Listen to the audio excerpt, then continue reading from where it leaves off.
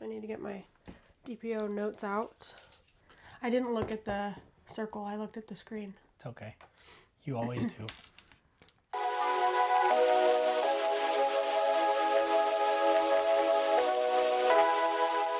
Hi, everybody. Hi, everybody. Welcome back to Box Poppin' Beauty. Poppin' babies. Poppin' babies. And today we're going to do a little bit of a different video. I've been wanting to film this video for a long time, so strap in. When I was trying to conceive, when I was TTC, I was obsessed with watching videos about what women were experiencing, days 1 through 14, really DPO. And I wanted to make my own because I want to help women out there who are wondering if they might be pregnant. So what we're going to go over today is what I was feeling it's actually 4, days 4 through 12 DPO. And just a little bit of knowledge about it. I found out I was pregnant 10 DPO. So pretty early on. We haven't even started yet. You're already telling them what day to expect. Yeah. Well, my point is that 10 DPO is really early. So if you don't get a positive pregnancy test on 10 DPO, don't be disappointed or don't be too discouraged because that is really early. My doctor told me that I probably would not find out that early. So, this is a really cool thing. So her doctor, unfortunately because of COVID, I had to be like on speakerphone when she was in with one of her doctors, and her doctor told her this really cool thing that I think like people should know, because I think there is a lot of confusion about pregnancy, and this is really cool. So he said if you take 100 couples and you put them in a hotel and you lock them in the hotel and you tell them they can't leave until they're pregnant, he said after a year, at least 15 of those couples will still be there and they can't leave. 15 out of 100. In a year, yeah. That's 15%. Yeah, that's high. That's a really high number, I think. Yeah, so don't get too discouraged if this cycle isn't your cycle. Don't get too discouraged, but I did want to share with you guys what I was feeling, just to kind of, I don't know, see if it could help someone else. So this is just my experience. Everybody's is different. But we'll start with day 4, DPO. DPO is days past ovulation. I'm assuming if you're, well, maybe not. If you're watching this video, you might just be fans of ours. But a lot of people who are watching this video already know what these things mean because they're watching it for that purpose. So day 4, I just had a moment in my day. I was driving and I had a moment of just extreme nausea. It just hit me like a wave. I was so nauseated. And I didn't think that much of it, to be honest, but I did note it just in case. Do you remember me mentioning that? I do. All right, and then day 5, I didn't mark anything. I didn't have any symptoms day 5. Day 6, I was feeling like I was using the bathroom a lot. I was peeing all the time. Which for her is saying something because she pees all the time anyway. Yeah. So I don't know if technically, scientifically, medically, you are peeing more day 6 DPO, but I know that happened for me. So we do this thing when we go on road trips. Now, obviously, I can't pull this while she's pregnant. But when she wasn't pregnant, we go on road trips. And I'd be like, if you can make it to this rest area, you can have 2 cookies. And it worked. It's a true story. I'm not joking. I was like, okay, I can make it one more. If I don't do that, we are stopping like every single exit that comes up. We have to go. Yeah, and I have a history of a bad back, which really does not help my bladder. So I pee a lot anyway. But I was peeing like very frequently. I feel like her bladder is rocky, and I'm just that old man, and I'm like training it, and I'm like, you can do it, rock. And yeah, so that's. You even got like a little, like your mouth curled up when you did that. That was a good one. That was actually a really good impression. Yeah. Let us know what you guys think. Okay, so day 7, this is the biggest symptom I had, and it continues to this day, one of the biggest. So this is something I would say to pay attention to. I was so bloated, like to the point that I couldn't suck my stomach in if I wanted to. I was just bloated. So obviously you're not showing at day 7 DPO. It's nothing like that. But I was very, very bloated. And I remember mentioning that I was feeling really gross. I wasn't feeling very good about myself at the time. Day 8, I wrote bloating again. Just know that bloating continues all the way. I'm 8 weeks pregnant now, and I'm still bloated. So just assume that that's added on to everything I say. Day 8, I also had really bad heartburn. And that's another thing that has continued through my pregnancy. I did get some heartburn prior to being pregnant, but this is like every single day horrid heartburn. But we have a tip. We do have a tip. We've discovered something that you can do Two because you're not things. supposed to take ranitidine. You're not supposed to take a lot of the medications like Pepto. You're not supposed to take a lot of the stuff that people take for heartburn during pregnancy. If you're a day 7 DPO and you take ranitidine or something, you're not going to hurt anything. Yeah. But two things we learned is, one, with your meal, eat some raw almonds. Just eat some almonds with your meal. And 2, after your meal, drink like 8 ounces of almond milk. yeah. That's it. Yeah. And anytime that I feel heartburn coming, even if I haven't just eaten, I'll just go and sip some almond milk. Yeah, we have almond milk with us like all the time now. Yeah, it's very helpful. In fact, we went on a trip recently and I didn't have any, and it was very sad. Okay, day 9, I wrote that I was very hungry. I was just like ravenous. I was so hungry. And the other thing I wrote down, and this is for mature viewers, so hopefully you guys know if we're talking about pregnancy, there's going to be some stuff that comes up that's about your body. For women who are watching this, you guys know what I'm talking about. But I also wrote down CM, which is cervical mucus, and that is a discharge that happens. Women, we know that we see CM all the time. It's not anything that we're not used to, but this was more like not during the time of my cycle that I would expect it. And it was just a little bit different in like texture. It was different for me. And you know your own body, so you'll know what's different for you. But they do say that CM is part of pregnancy symptoms, and that did happen for me. So you could see them. How long were you holding that in? I was holding it for a while because I was like, you remember no-see-ums? No. You don't remember no-see-ums? No.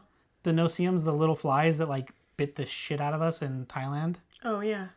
Yeah. So I was like, if you no-see them, but this time you see them. Oh my God. Okay. Day 10. This was the day of my positive pregnancy test. And I wrote down extreme nausea at 10 a.m. And I remember that I got nausea again later in the day. I think it was like 4 o'clock. It just hits you like a wave. It wasn't like I smelled something. Now that happens to me at 8 weeks. I'll smell something and be like, oh no. But it wasn't that I had smelled anything or anything had happened. It just, all of a sudden, this wave of nausea just hits you. So, and I got my positive test that day. And then day 11, I wrote down heartburn galore. And also... But you should go back and tell them the funny story about the test. Oh, basically, when I was taking my test, this was our 4th cycle of trying. Well, okay, let's talk about this. So, this was really... I even though she says we tried 4 times, I would say this is like the 2nd time that we really tried. Like, we planned it out with her ovulation. Like, this was the 2nd time we really, really tried. We tried 1 time before, and she was like positive she was pregnant. She was like going through all these symptoms. I had all these symptoms. But the thing is that I was telling her is like she's watching all these videos just like we're creating now. So that's why she gave that little disclaimer in the beginning, because what she did is she watched all these videos and then she's like, I have that symptom, I have that symptom, I have that symptom. And she's like, I've got to be pregnant. And so she kind of even convinced me, and I was like, whoa, damn, awesome. And then she wasn't. And this time, so we really tried that time. And then some things happened and we like kind of missed one time. And so then this was the 2nd time that we like really tried. And she was like, I don't think I'm pregnant this time. I'm like, I think you are. And I was going just based off strictly her fuse. Like, I didn't write that down as a symptom, no, but it's true. Day 1, like literally day 1 through day 10, like literally, like her fuse got shorter and shorter and shorter. Now it's fine. Like after she got the positive pregnancy test, she was fine. I was grumpy. But like her fuse, like and I'm not talking about just with me. Like she kind of has like a longer fuse with me, but like her friends and stuff like that, like they pissed her off like instantly. Like, I was not having it with anybody. she had no fuse whatsoever. But so anyway, so she firmly did not believe she was pregnant. So go on with your story. Yeah, so I didn't believe I was pregnant, partly because the day that I ovulated, I did ovulation kits. The day that I ovulated, we did not have sex. So I was thinking, I know that chances are good if you do it 2 days or so prior to ovulation and forward. But I was thinking because we didn't try day of, that it probably just wasn't my month. It wasn't my cycle. And I was on the phone with the vet to ask about my dog getting his teeth cleaned. And I was like, I'm just going to take the stupid test because I want to get the disappointment over with. It's day 10 DPO. I'm just going to take it and see what happens. And I was on hold. And then the second I looked at the test and saw a positive line, the lady picked up the phone and she was like, how can I help you? And I just was like, who is this? Like, why? What? I was so confused. I was so lost as to what was going on because I could not believe I got a positive. Also, for people out there, if you don't already know about this, we will leave a link down below because this, especially if you're somebody like Kendall, where you want to take like a bajillion pregnancy tests every time just to like, Kendall made like a piece of paper and she would tape these pregnancy tests and be like 5 DPO, 6 DPO, 7, like she would literally start taking these pregnancy tests. I think they're called Pregmates, right? These little paper, you might have seen them before. So like this is like a legit expensive clear blue pregnancy test, which we literally just had for this setup. Just for this purpose. Yeah, it's actually falling. Fixed. Anyway, we just had it just for this purpose. But if you want to like use these all the time, it's so expensive. Mm-hmm. Like the box of 2 of these and 2 regular clear blue tests with the line, I think was like $40 at Walmart. At Walmart for that. So there's these things called Pregmates, right? Yeah, Pregmate. Pregmate. We'll leave a link down below. You can get them, I think, off Amazon or off Pregmate website. And you get just basically the innards. It's like a little paper strip. And it's no plastic, no waste.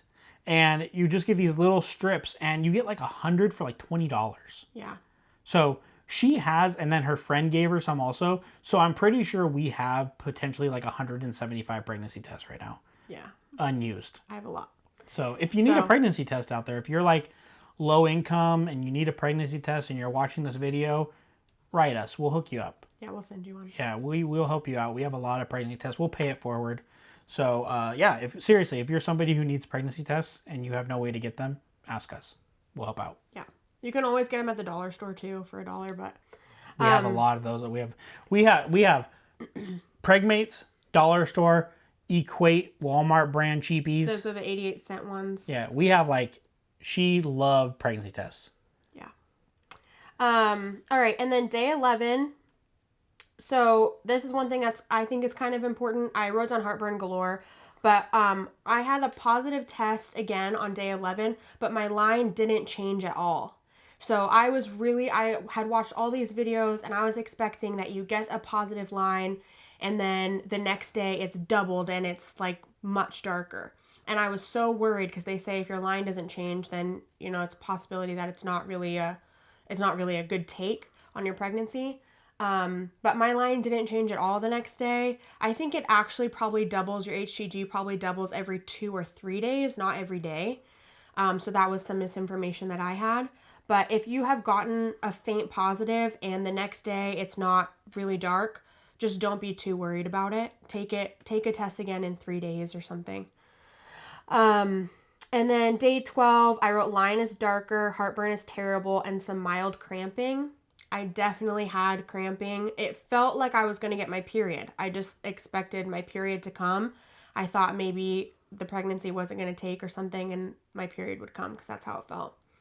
And then the only other symptom that I really want to talk about that happened to me a lot, especially after I found out I was pregnant, was I got really bad chills. Like, I don't really know how to describe them, but you know where they just like shiver through your whole body? I was getting chills like every 2 minutes, sometimes for like hours at a time. And I looked it up. That is due to hormone changes in your body. So if you're somebody who's getting a lot of chills all the time, that could definitely be a symptom. That's not uncommon. I will say something about Kendall, just so you guys know. Normally, Kendall's normal operating body has about a 2-degree window of comfort.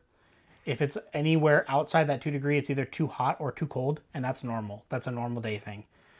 Like right now, I'm way too hot. It's changed to probably about half a degree. There is literally a perfect temperature, and if we balloon out of it at all, God, do I hear about it. It's either we went to the mall the other day looking at like baby clothes and stuff like that, and from store to store, the temperature changes between store to store. I had to protect the employees.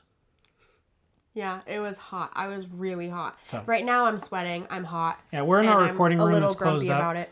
Yeah, we're closed up in our recording room. But anyway. So yeah, those are all the symptoms I had. That's what pregnancy days 4 through 12 look like for me.